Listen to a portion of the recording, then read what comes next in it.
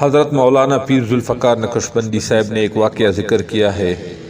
Sweden ہی کی بات ہے کہ وہاں کے عریانی اور فحاشی کے ماحول میں اللہ تعالیٰ نے ایک آدمی کو مسلمان ہونے کی توفیق عطا فرمائی۔ اس نے ہر کام سنت کے مطابق کرنے کا عزم کر رکھا تھا۔ جب بھی اسے کوئی نیا مسئلہ پیش آتا تو وہ علماء کرام سے رابطہ کر کے اس کام کے کرنے کا سنت طریقہ پوچھتا ہے۔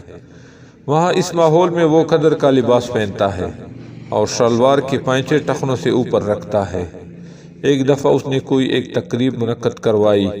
اس نے اس تقریب میں فقیر کو بھی دعوت دی ہوئی تھی۔ ان دنوں وہاں پاکستان کے ایک اور عالم بھی رہتے تھے۔ اس نے ان کو بھی دعوت دی ہوئی تھی۔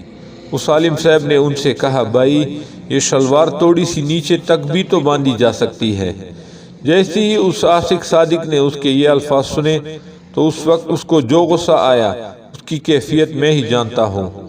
انہوں نے غصے کے لہجے میں کہا، you are Muslim by chance but I am Muslim by choice, کہ آپ تو اتفاقی طور پر مسلمان کے گھر میں پیدا ہوئے تھے مگر میں نے چن کر اسلام کو قبول کیا ہے۔ گویا جو انسان خود اپنی مرضی سے مسلمان ہوتا ہے اس کے اندر دینی غیرت و حمیت بہت زیادہ ہوتی ہے۔